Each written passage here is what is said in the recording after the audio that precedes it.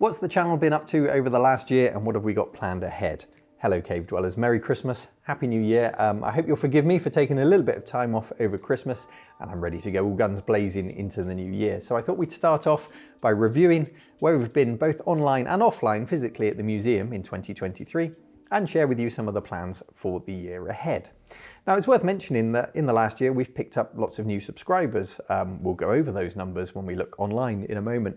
But for anyone who's fairly new to the channel started properly on the 1st of January 2017. So 7 years we've been going making videos here, and it has evolved from bald middle-aged man in his basement talking about initially retro flight simulators and then moving into repairs to bald middle-aged man, slightly older with a greyer beard, who has built a museum and is trying to build a collective, and we'll talk about what the retro collective is later as well, because that's a new term we started using in the last year.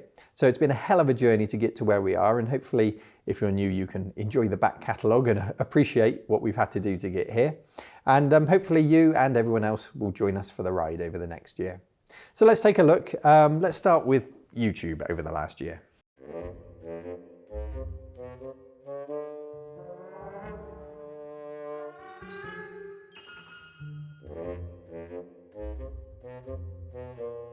So here we are on the analytics for 2023 on the channel. You can see we've had a huge 3.5 million views over the year. That's actually down 12% on the previous year, but let's remember that previous year we had lockdowns and all of the rest going on. So it's quite an unusual year to compare it to, so I'm not going to think too much about that. Watch time, 542.7 thousand hours. Let's translate that into days. That would be the equivalent of somebody watching the channel for 22,612 days and a half. The half makes all the difference. Huge number. 14,400 new subscribers, and that is down a little bit on about 16% on the previous year. Now 2022 was an unusual year in the world events that took hold, people being stuck indoors and all the rest of it. We won't go into too much detail in case we upset the algorithm by saying certain words. You never know what's going on behind the scenes with YouTube, but there are reasons why people were indoors more that year. Now, I don't want to make excuses. There's also a possibility that my content wasn't enjoyed as much. I don't know, but overall things are going in the right direction. So I'm pretty happy with these numbers. But the thing that really stands out, what you can see here are lots of peaks associated with every video release, and then things settle down to a level, and that settled level is the evergreen content, the content that people are always watching, and then you get the surge with a new release. And you really want to bring that baseline up as much as you can to help the channel grow. If it goes flat, then you're kind of dying. And things kind of take off towards the end of the year. Now some of that will be associated with going into winter months in certain regions, and so people watching more online. Some of it, again, the type of content that I'm making, and some of it adjustments that I've made, I hope, to the way that I use YouTube.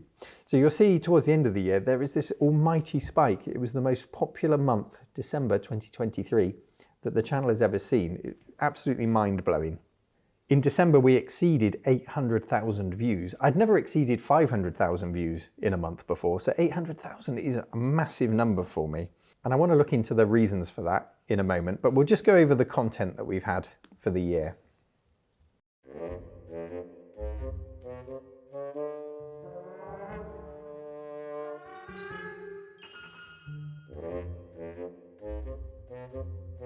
Over the course of the year, 37 videos were released publicly. There are more than that go out privately to patrons, behind the scenes, unlisted videos. But 37 public videos, I'm pretty proud of that. It's a lot of hard work. It's worth remembering that it's just me that makes the videos, researches them, scripts them, presents them, and edits them as well. There's not a team around me doing that. It's just me. So I'm pretty pleased with that. And that's actually less than I would have done normally, which would also explain perhaps some of the numbers being down a little bit on the previous year. My previous goal was 4 videos a month, 1 a week. And I dropped that to 3 quite early on in this year. And the reason for that was I was finding when I wanted to do the more in-depth videos, some of the trash to treasures with the background research and the history segments in particular, I found myself rushing, and at times I didn't think the quality was what it should have been because I had to make that deadline. So just by allowing myself an extra week, once a month, I don't always do it, sometimes you still get full videos, but I just take the pressure off myself a little bit so that I can do that extra research. It does result in a better video overall. So I think that was a good move, and hopefully you've enjoyed the benefits of that. Here are our biggest videos of the year, and it's quite telling what you enjoy watching, but also what YouTube likes to promote. Because you're only going to watch it if you see it promoted. At the top, did we really witness the potential of Sega's Tower of Power? This was the video all about the 32X, the Mega CD and the Mega Drive. Looking over it all, and then that fabulous new version of Doom, which takes advantage of the whole tower and was a really nice way to showcase it. That's hit 469,000 views at the time of recording this, pretty impressive. But a real standout one is the Nintendo M82, a recent video, 2 parts that came out in December at the end of the year. So the first part of that series is already the second biggest video of the entire year, despite only being out for a month. This was huge for the channel. 407,000 views, plus in 4th place, the 4th biggest video of the year with 109,000 views is part 2 of that series. Why was this so huge? I can't explain it other than to say it got a push from YouTube. You can see on your videos as a creator when YouTube is recommending your video. And for whatever reason, it picked up on this video and it pushed it really hard.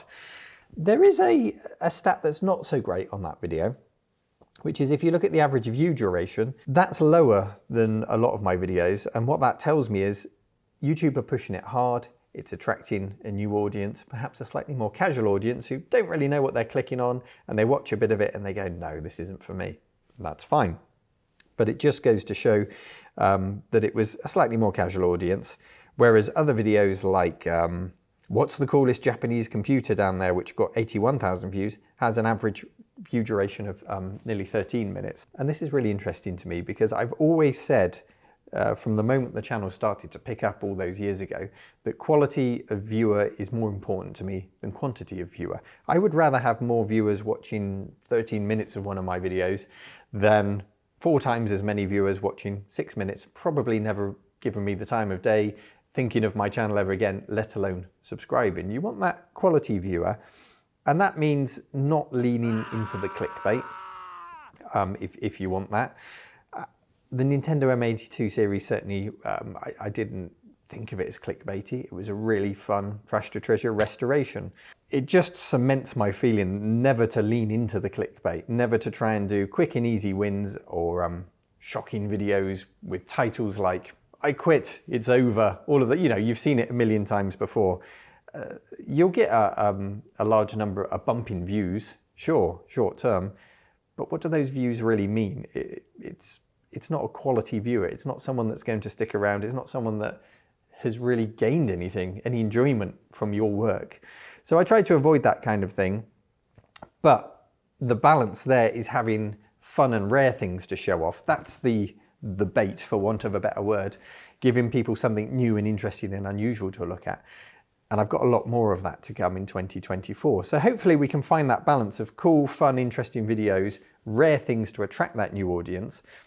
But we need to do it in such a way that they stick around and they appreciate the video and gain something from it that makes them happy.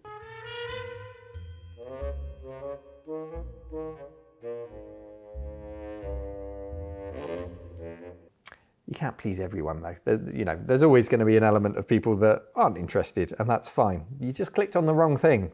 Don't worry about it. Anyway, throughout the rest of the year, we've had some wonderful videos, including retro road trips, Trash to Treasures, the Packard Bell was finished up, looking at unusual hardware like the Taito Wolf arcade technology. We looked at a really unusual Commodore PC900 prototype, one of very few that exist in the world. And I'm pleased to say that that does now switch on.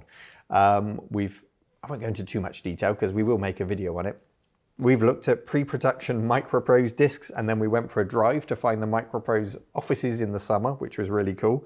I even made friends with somebody who used to work for Microprose and now is a regular volunteer here at the cave. That's Dan. So hello, Dan. I hope you're well. And we made a build video about building the lab area in the cave. So there's been a bit of everything this year that really is the makeup of the channel.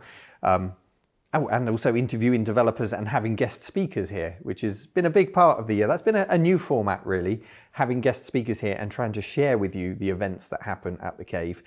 I'm still evolving that format, and I think the best example we've come up with of guest speakers has been the Alan Meads video. I don't know if you've watched that. It was all about the history of the British video game industry and ALCA. Really interesting talk. But what we did slightly different about that talk compared to all the others is we filmed it in 2 different locations, and we interspersed it with Alex and I from the Arcade Archive chatting about our thoughts on the day and the video to cut it up. So it wasn't just a straight talk from start to finish. It was a really interesting story with a little bit of editing magic in between. And I thought that worked really well. We can't do that with every guest speaker because when you've got a very broad story, it's harder to focus in on certain things. With Alan, we could focus in on the actual cabinets he was talking about, so that made it easier to edit it in that way. Others, it's a little bit trickier. So I'm still working on those formats, and those guest speaker videos are certainly some of the lesser viewed videos compared to other ones on the channel. But again, the people that view it and the people that enjoy it give me such positive feedback that I know it's worth sharing those with you. So I'll continue to do that.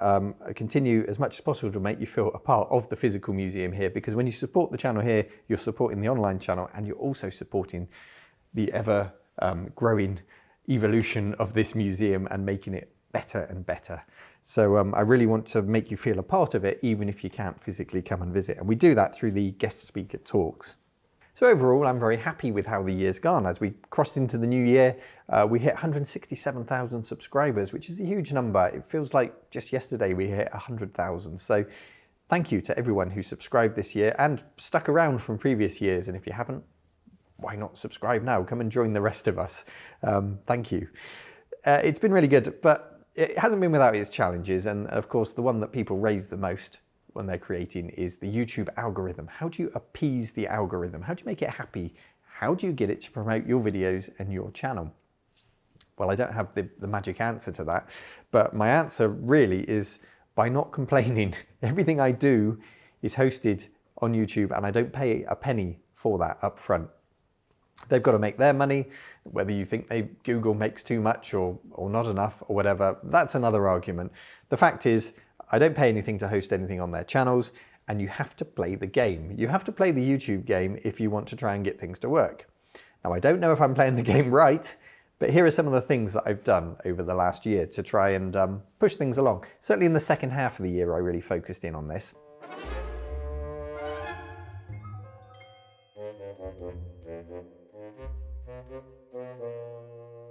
The first thing is monetization. Now, YouTube removed the ability in the second half of the year for creators to get rid of advertising at the start and the end of their videos. So your video can be monetized. If it's monetized, you will always have adverts at the start and end of your video. Before, you could turn that on and off. Now you can't. You can only place mid-roll videos. So that tells me YouTube really wants to push for advertising. So what I did was made sure that every single video on my channel is now monetized. Why? Because that's what YouTube wants. You have to give them what they want. That doesn't mean everyone has to watch a monetized video. If you're a patron of the channel, you get a separate release, which doesn't have monetization enabled. But what I did do with those patron videos, I've now moved them onto a second channel. So the demonetized videos are on a second channel, not on the main channel. There will never be a video on the main channel that is demonetized, because my thinking is it will upset the YouTube gods, it will upset the algorithm, and therefore they will promote my videos less. Good idea, bad idea? Well, towards the end of the year, I got some huge numbers, so I'm thinking some of the things I'm doing are right, but it's going to take time. Maybe this time next year when we can look back and we can see, did things take off because of that, or was that just a coincidence? Something to look forward to and figure out next year. So videos on the main channel monetized to appease the algorithm. I know some of you hate the fact that videos are monetized. We've got to work with what we've got here. And yeah, income is pretty low from monetized videos on YouTube. My main source of income is Patreon. That's the solid support that is backing the channel. Also supporting the channel have been PCBWay.com. They've played a key role in the channel in recent years because their sponsorship has helped to fund the building and ongoing maintenance of the museum. They've funded exhibits, cabinets and displays, tools, road trips and more, all of which appear in the videos. So they are another key part in keeping the wheels turning here, and thank you to PCBWay.com. The other thing that YouTube have introduced this year, it might have been before this year, but they've been pushing this year, is shorts. That whole TikTok kind of concept, short format videos. It's not really my thing, but again, don't complain about it, work with it. It doesn't take a lot of effort to make a 30-second or a 60-second video and put it on the channel. And YouTube have done it in such a way that if I upload a short, and I haven't done many, but if I upload a short, it doesn't notify people in the same way as a normal video. So it doesn't annoy people who go, oh, I'm not here for shorts, unsubscribe. You don't get notified in that same way. You've got to go looking for shorts. So it's not going to adversely affect the channel. And from time to time, I upload a short. Simply, I tried to make the shorts fun and interesting. There was a silly one recently about a big truck taking a mince pie to the Coca-Cola advert music. Just silly little things like that. But by putting it out there, you are appeasing the algorithm. You're saying, yes, I know YouTube, you want to do shorts. Here's a short. Can you promote my channel, please? And it seems, in that latter part of the year when I started doing it, it seems to be working. So you've just got to work with what you think YouTube wants. I know it's not an ideal world, and I know it's a bit of a pain sometimes, and it's not how you want to work, but you've got to play the game. And some people don't like creators talking about this or touching on this.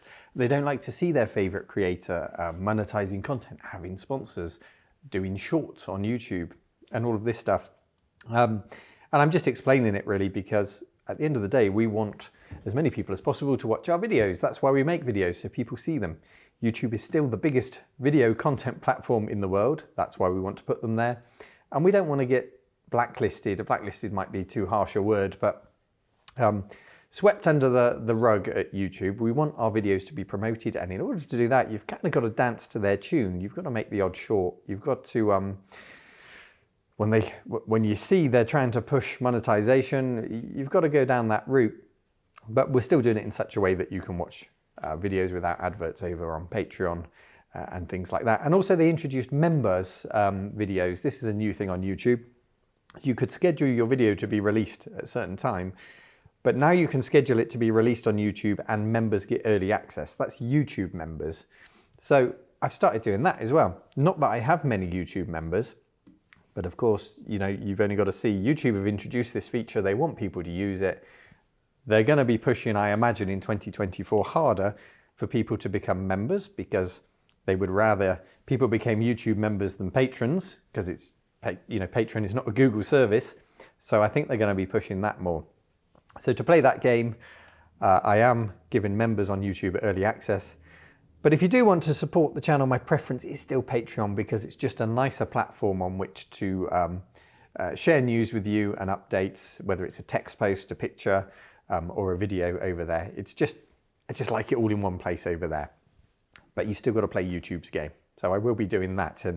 And you can see it, even if you're not a member, you can see when you go to my channel, you'll sometimes see videos on early access to members only.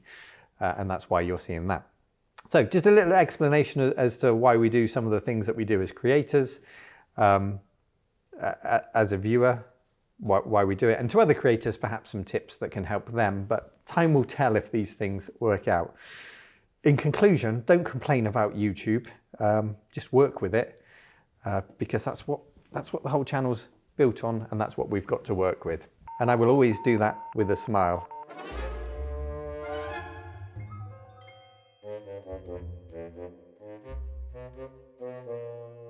And speaking of creators, there are more and more coming into the space, more and more coming into the retro YouTubing space. And YouTube is, in general, is always growing.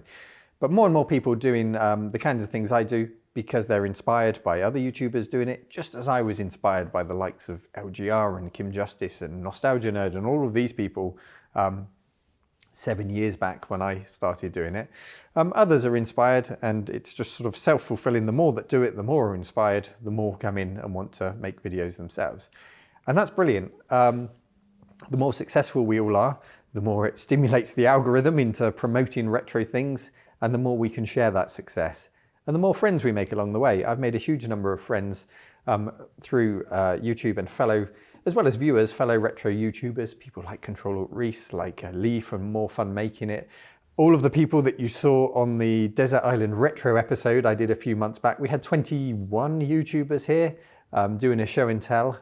That was involved some serious, I was sweating that day, trying to figure out how to film 21 different show and tells all in one day and edit it together. That was a hard day, but I met a lot of lovely people and made a lot of really brilliant friends through other creators, as well as viewers, as well as visitors here to the museum. So all I have to say about that is long may it continue. The more the merrier, the more friends we can make along the way, and the more we can celebrate retro, the better.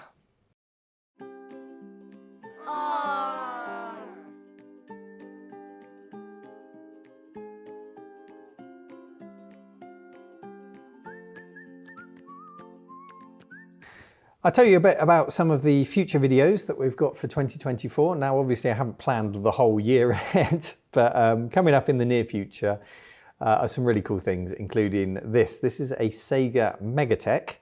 It's a Mega Drive-based arcade. Really interesting, really full of dust. I've got a full bodysuit to wear, a face mask and gloves to clean this thing out.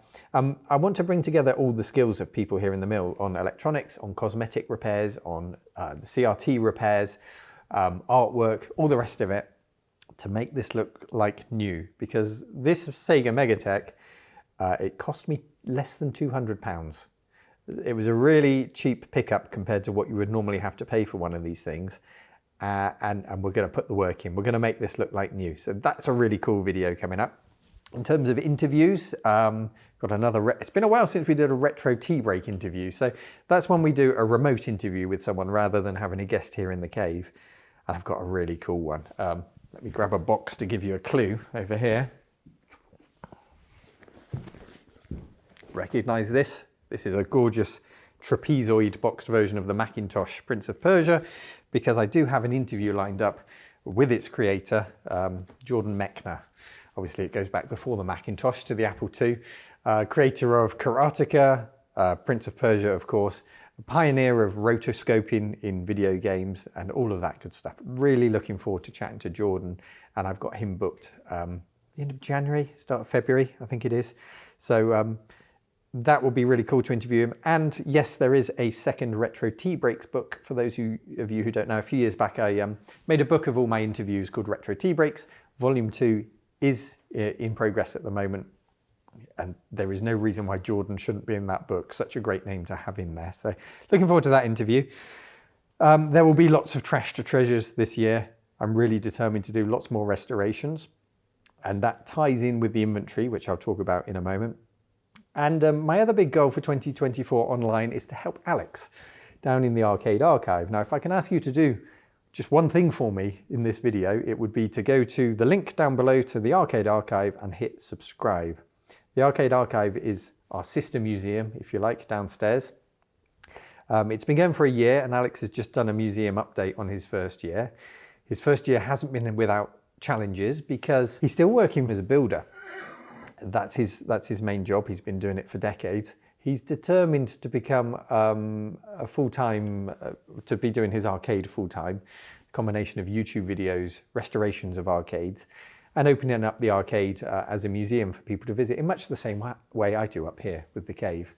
He'd really, that's his dream. That he really wants to make that happen, and I really want to help him. So I think mentor is too strong a word when it comes to videos, but I'm helping him to think a bit more about planning ahead on his videos, ordering the parts he needs for restorations, and trying to make the best use of his time so we can get lots of content out. Hopefully every other week we're aiming for at the moment, and really build his channel. So that's something I want to help him do down there. So please help me to help him by going to subscribe to his channel. But I think that's enough about some of the online stuff. Let's talk now about some of the offline stuff.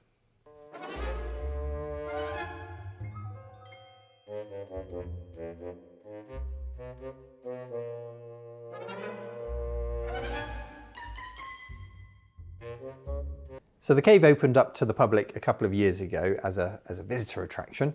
I can't tell you the exact number of visitors that we've had in 2023 because we introduced a new system early on in the year, not right at the start of the year. But I can tell you that since we switched to the new system, I've got the numbers from that, we've had over 1,600 visitors to the cave, which, considering we only really open on a Saturday and the odd Sunday, is really impressive. Most of our sessions sell out. We have a capacity up here of 30 people plus staff, and that's purely down to fire regulations because we've only got the one door out if anything happens and we all have to escape. So 30 people at a time, 1,600 people through the year. I'm really pleased with how it's gone and the overall satisfaction of people that come in. We've got 5-star ratings on TripAdvisor and Google Maps and all the other places. People seem to really enjoy their visit here. But that's not me to say we should get lazy and say it's good enough. I'm always trying to evolve the displays, make the museum better. And that's it. We've done a couple of things this year, actually. We've built the lab area and that lovely new wall with the cassettes in the door and the PC area in there. I've got plans to expand on that again with an Apple Mac display in 2024. And I think I'm going to, with the Apple display, this may change, but in my mind, I associate, it's going to sound terrible, I associate Apple Macs with coffee shops. Taking your Apple laptop down to a coffee shop. I know it's just stupidity. It's me buying into the Apple advertising.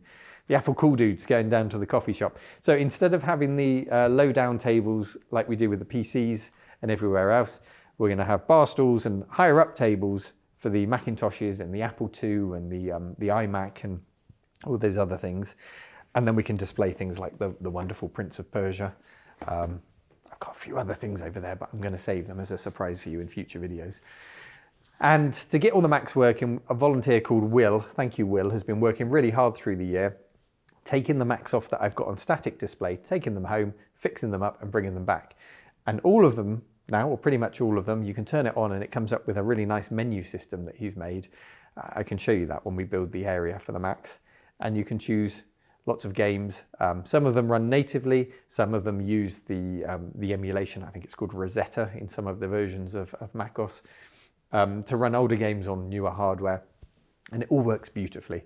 So we're going to have this kind of cool, sexy Apple coffee shop corner. Maybe a big picture of Steve Wozniak up on the wall there. So that'll be a future development.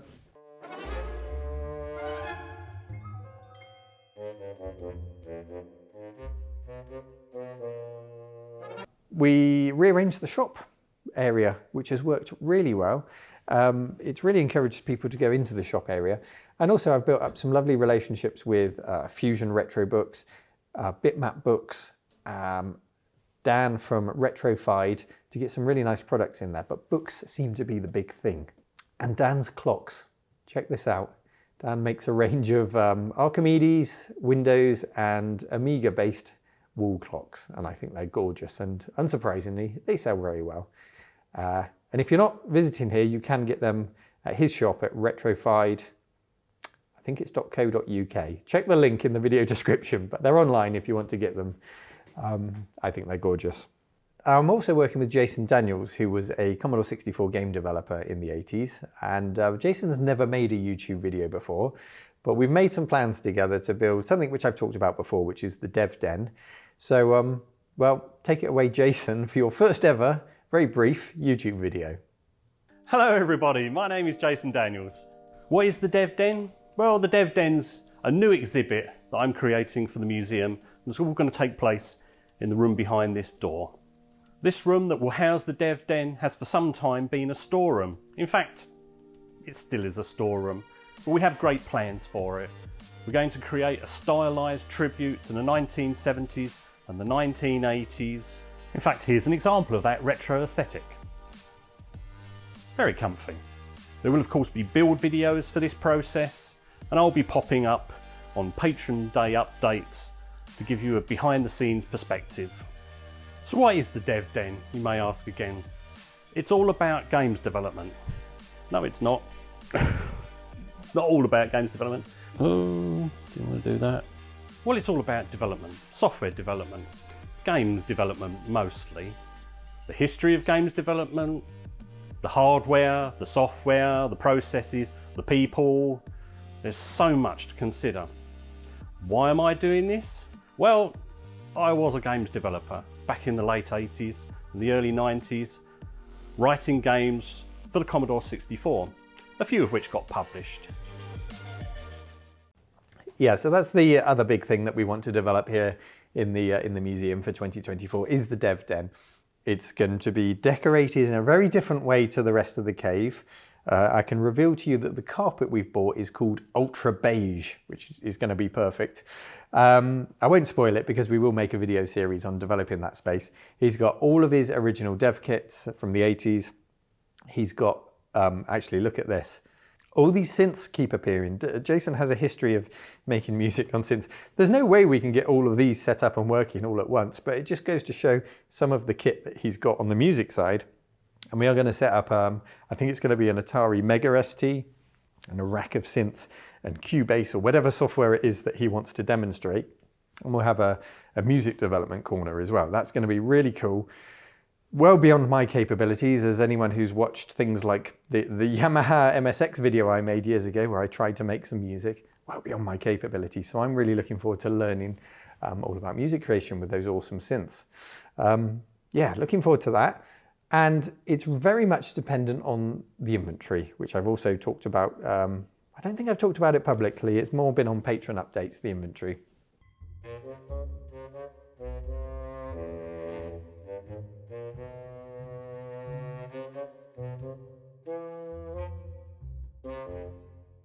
So this is a big thing that is already well underway. I can't be a museum without a full inventory, and this has been a struggle that's gone on from the early days of donations coming into the channel and me not having the space to properly catalogue and document and look after things until we got the museum when we could properly put things out on display and share them.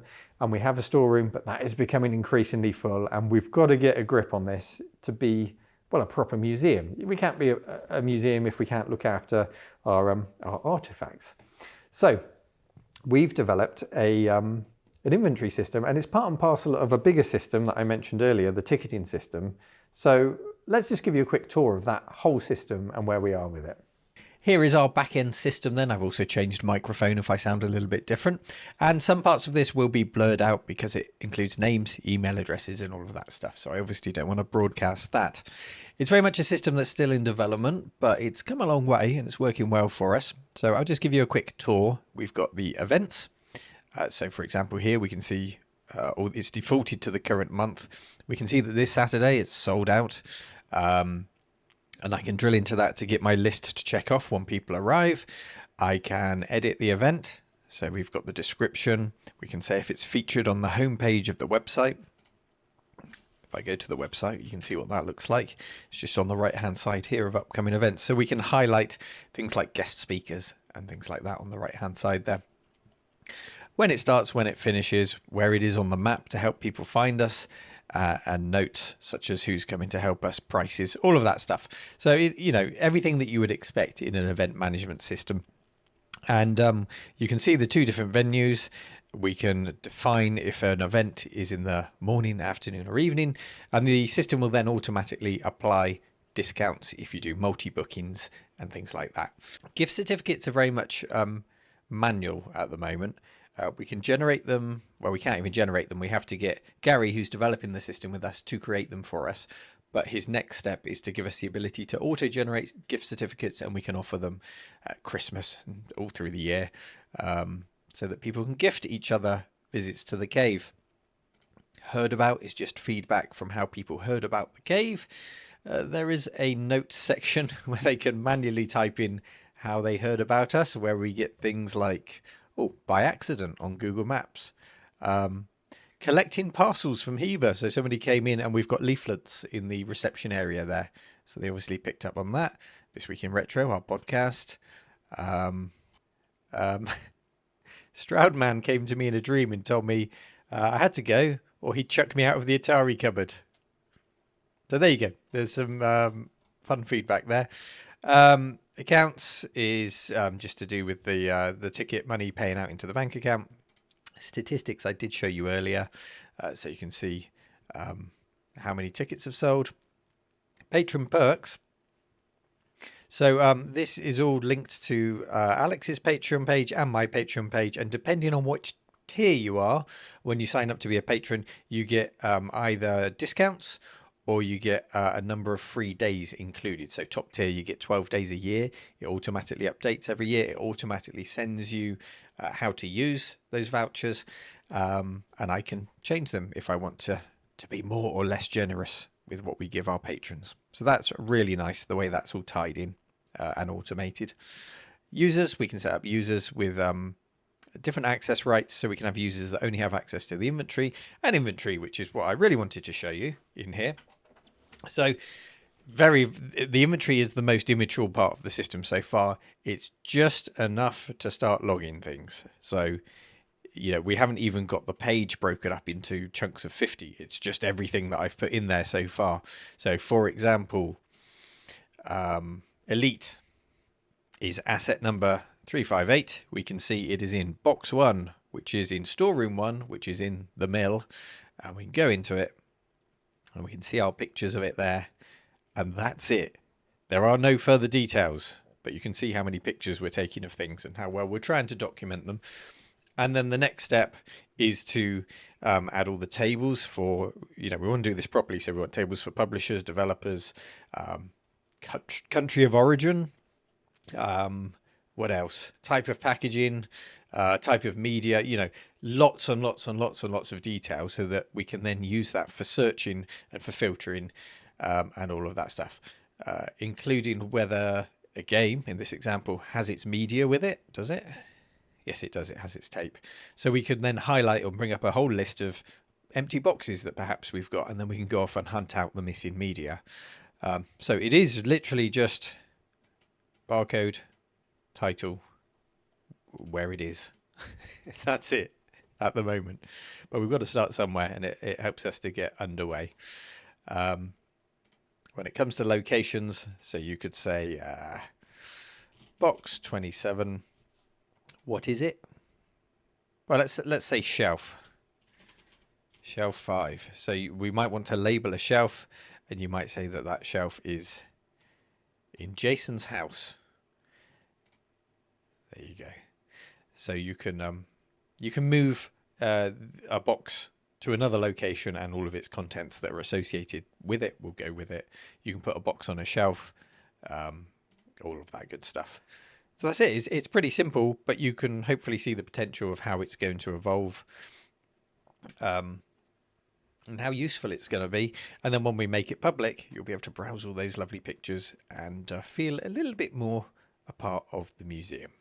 And I think that's all there is to show you, really, on the back end. Okay, let's get back to the video.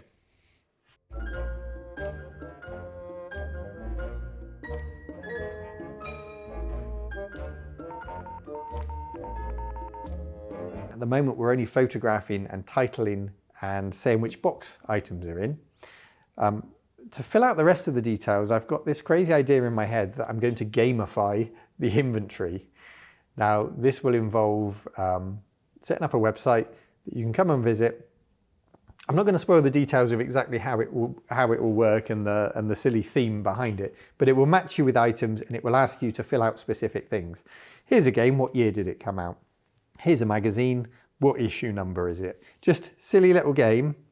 Maybe we can introduce a point scoring system to see who's contributed the most or whatever. And hopefully through the power of crowdsourcing, we can fill out all of the details of the inventory and then share all of that information with everyone online. And hopefully it will become a useful resource. That's the idea. Maybe I'm a dreamer. I don't know if that will happen, if we'll get enough help to fill that out. Over on Patreon, people are certainly willing and putting their hand up and begging for access to the inventory so they can start helping with that. And I will give them access when that's ready.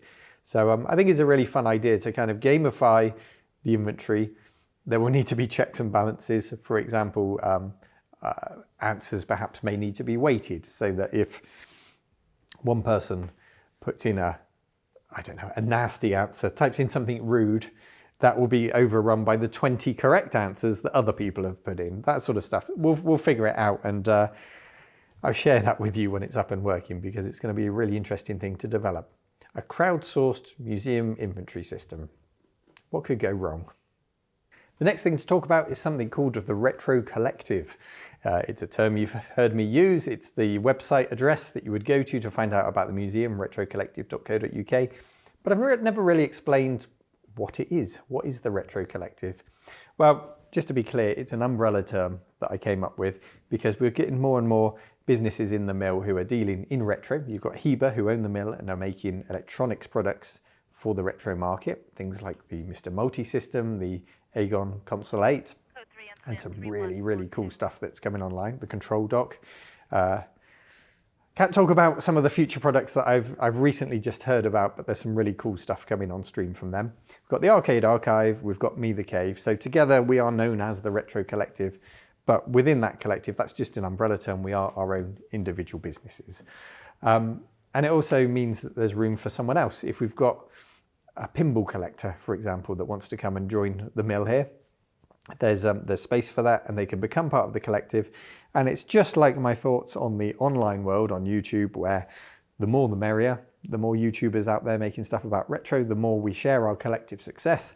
Here at the Retro Collective physically, the better I do, the more it helps Alex, and vice versa, and Heber. So for example, if you buy a ticket to come and visit the cave, you automatically get offered a discount if you want to visit the arcade as well on the same day. Buy 2 tickets, get a discount, everyone wins. And we drag each other up, and we help each other to make our museums more successful.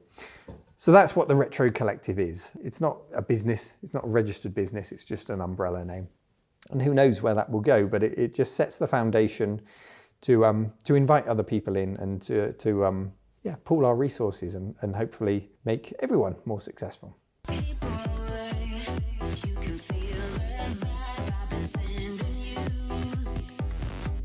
So that's the collective, and if you want to check out the products that Heber makes, you can go to retrocollective.co.uk and click on shop.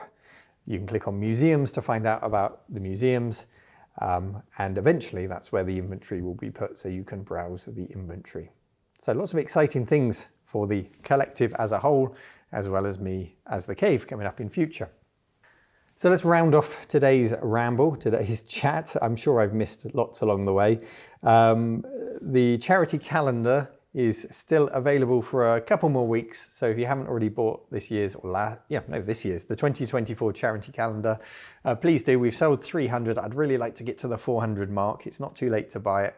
Go to the shop, retrocollective.co.uk, click on shop. 100% of the money from that goes to the charity, which is a preschool. And on a personal note, it's a preschool that I've been volunteering at. And this is really exciting news. On the Friday before Christmas, I got the news that my wife, Lily, and I have been approved as adopters. We managed to, we faced a panel of 8 people after about a year of training and volunteering, and they approved us. So we now move into the matchmaking process of finding a child to become our son or daughter in 2024. So aside from all the YouTube stuff, from the museum stuff, that's a hell of a thing, a hell of an undertaking for 2024, and it's been a hell of a lot of hard work to get there. So that's that was the biggest Christmas present of all this year, to get that approval. Anyway, I've gone off on a tangent. I'm oversharing my personal life. I shouldn't be doing that. The charity calendar, the proceeds from that go to the preschool where we've been volunteering for the last year. So it's really nice to give a little bit back to them, and that's why that's so important. And then moving into 2024, I am starting to try and think of some fundraisers, a bit like the colouring book that we did a couple of years ago, which helped to build this place. Trying to think of some fundraisers that might help to take this again to the next level, to boost and to build. I've got one more space where we can build another exhibit, and I'd like to raise some funds to do that. So haven't thought about what that's going to be yet, but I'll share any zany ideas with you when I get them.